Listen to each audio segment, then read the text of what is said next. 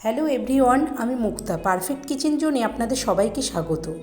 আমরা রাস্তার পাশের দোকান থেকে যেসব স্ট্রিট ফুড খাবার খেয়ে থাকি তার মধ্যে অন্যতম হলো মোগলাই পরোটা। কয়েকটি টিপস ফলো করলেই একদম রেস্টুরেন্ট বা দোকানের মতো হেলদি মোগলাই পরোটা বাড়িতে বসেই পেয়ে যেতে পারেন। তো ভিডিওটি স্কিপ না করে প্রথম থেকে শেষ পর্যন্ত দেখার অনুরোধ রইল। আর যারা এখনও আমার চ্যানেলটি সাবস্ক্রাইব করেননি, প্লিজ আমার চ্যানেলটিকে সাবস্ক্রাইব করে দেবেন আর পাশে থাকা বেল আইকনটি প্রেস করে দেবেন। মোগলাই পরোটা বানানোর জন্য সবার প্রথমে একটি কাচের বোলে 300 গ্রাম ময়দা নিয়ে নিয়েছি।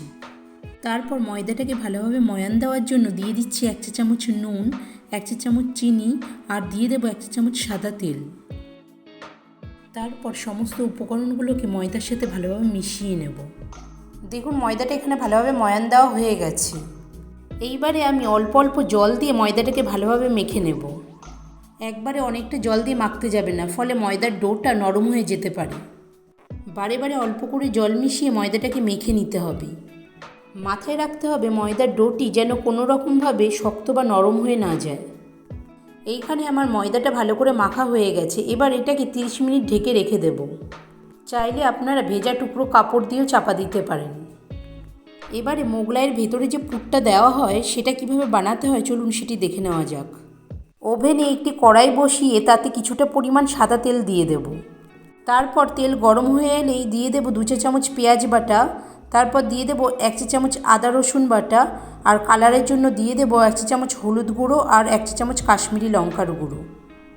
এইবার মশলাটিকে ভালোভাবে কষিয়ে নিতে হবে যতক্ষণ না এর থেকে কাঁচা গন্ধটি চলে যায়। তারপর এর মধ্যে ব্রেড ক্রাম্ব দিয়ে মশলার সাথে ভালোভাবে মিশিয়ে নিতে হবে।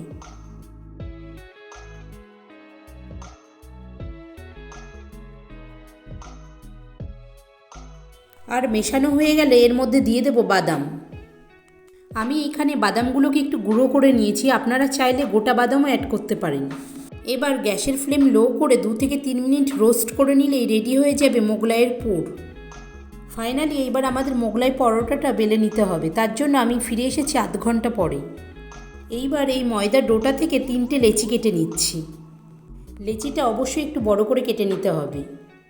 মোগলাই পরোটা বেলার জন্য কিন্তু বড় জায়গার দরকার হয়, তাই আমি এই জায়গাটা ভালোভাবে ক্লিন করে নিয়ে যতটা সম্ভব বড় আর পাতলা করে বেলে নিচ্ছি।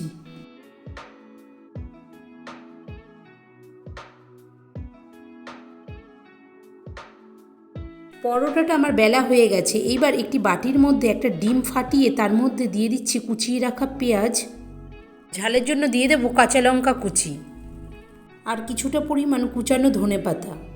এবার এর মধ্যে দিয়ে দিচ্ছি 2 চা চামচ মোগলাইয়ের পুর অথবা ব্রেড ক্রাম্ব মিক্সারটা, আর স্বাদের জন্য দিয়ে দেবো 1 চা চামচ নুন। তারপর সমস্ত উপকরণ ভালোভাবে মিশিয়ে পরোটার মধ্যে দিয়ে দেব। এইবার ঠিক এইভাবে চারদিকটা ফোল্ড করে নিতে হবে যাতে ভেতরের স্টাফিংটা বাইরে বেরিয়ে না আসে। তারপর হাতের সাহায্যে স্টাফিংটা চারদিকে লাগিয়ে দিতে হবে। আর লাগানো হয়ে গেলে প্রথমে নিচের দিকটা এইভাবে মুড়ে নিতে হবে। মোড়ার সময় সাইডটা একটু চেপে দেবেন, এতে ভাজার সময় পুরটা বাইরে বেরিয়ে আসবে না। ঠিক একইভাবে মাথার দিকটাও মুড়ে নেব। এইদিকে গ্যাসের ফ্লেম লো টু মিডিয়ামে রেখে একটি ফ্রাই প্যানে কিছুটা পরিমাণ তেল গরম করে নিয়েছি। তেল গরম হয়ে এলে তেলের মধ্যে মোগলাই পরোটাটা দিয়ে দেব। কোনোভাবে মোগলাইটা তাড়াতাড়ি ফ্রাই হওয়ার জন্য এই সময় গ্যাসের ফ্লেম হাই করা যাবে না, তাহলে কিন্তু মোগলাইয়ের ভেতরের অংশটা কাঁচা থেকে যাবে। এক সাইড ফ্রাই করা হয়ে গেলে তারপর এটিকে উল্টে অপর সাইডও একইভাবে ফ্রাই করে নেব। এইভাবে লো ফ্লেমে 2 থেকে 3 মিনিট ফ্রাই করে নেওয়ার পর এবার গ্যাসের ফ্লেমটা হাই করে দেব। মোগলাই পরোটা কিন্তু একটু সময় নিয়ে ফ্রাই করতে হয়। দেখুন মোগলাইটা আমার ভালোভাবে ফ্রাই করা হয়ে গেছে। এবার তেল থেকে ছেঁকে একটি পাত্রে তুলে নেব। দেখুন এখানে তৈরি হয়ে গেছে আমাদের খুবই পপুলার একটি রেসিপি মোগলাই পরোটা। এইবার একটি ছুরির সাহায্যে এটিকে আমি কেটে দেখাবো। কি হয়েছে তো পারফেক্ট মোগলাই পরোটা।